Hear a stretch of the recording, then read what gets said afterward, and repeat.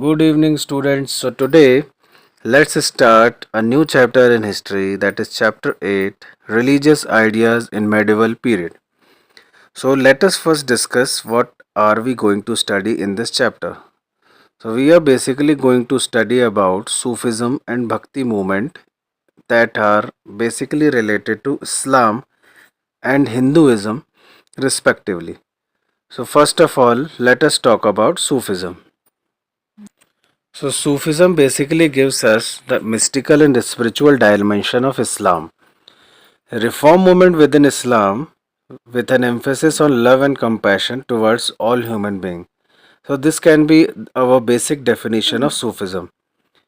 And why are we basically focusing more on Sufism? Because it actually rejected elaborate rituals and code of conduct that were already existing in Islam.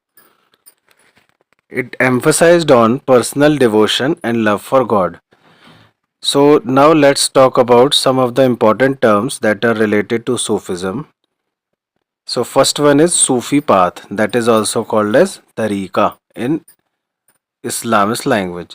Second one is guide or teacher is called as peer. Third one is center of activities of Sufi order, that is basically called as khanqa. And the students or disciples are called as murids. So let's talk about our next topic, that is Sufi silsila. So, Sufi silsila basically refers to spiritual lineage or chain of transmission within Sufi order. So, if I talk about Sufi silsilas, then it will be a very nice thing if we draw a flow chart of the kind that I have made in the page. So, it basically talks about a chain of lineage from where the transmission of knowledge has been taken place in Sufism.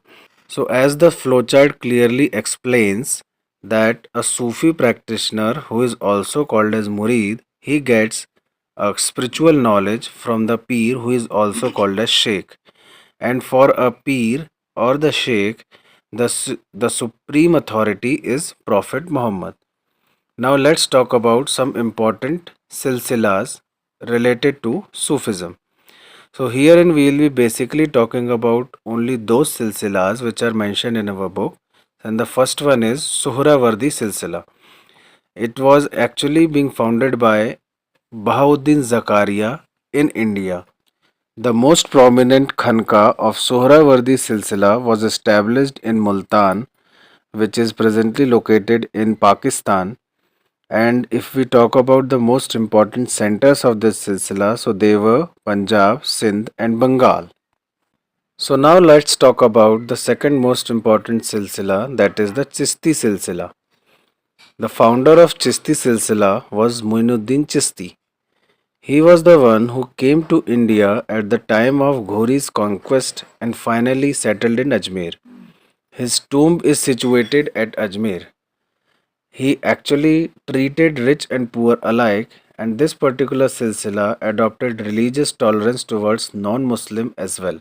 So that is why this particular silsila became a very prominent silsila which actually gave a impetus to the Sufism movement in India. Now the next topic that we are going to discuss is features of Sufism. So you might be amazed that why I have not written anything in these points that are given under features of Sufism. So my point of view here is that we are not supposed to read or learn the features of Sufism separately. Whatever the things that we have already studied till now, that is, Sufism actually was a reform movement within Islam. There was an emphasis on love and compassion towards all human beings. It actually rejected elaborate rituals and codes of conduct. It actually emphasized on personal devotion and love for God, will actually make the features of Sufism. So now let's talk about role of Sufism. So first point under this category is that it actually helped creating harmony among various sections of population. As we all know that religious tolerance was the most important point under Sufism. Then the second point is dargahs of Sufi saints became pilgrim centers for people of all castes and religions. and that we are actually experiencing till now as well. Then the third point is economic role. Some Khankas actually undertook cultivation of wastelands and others were involved in construction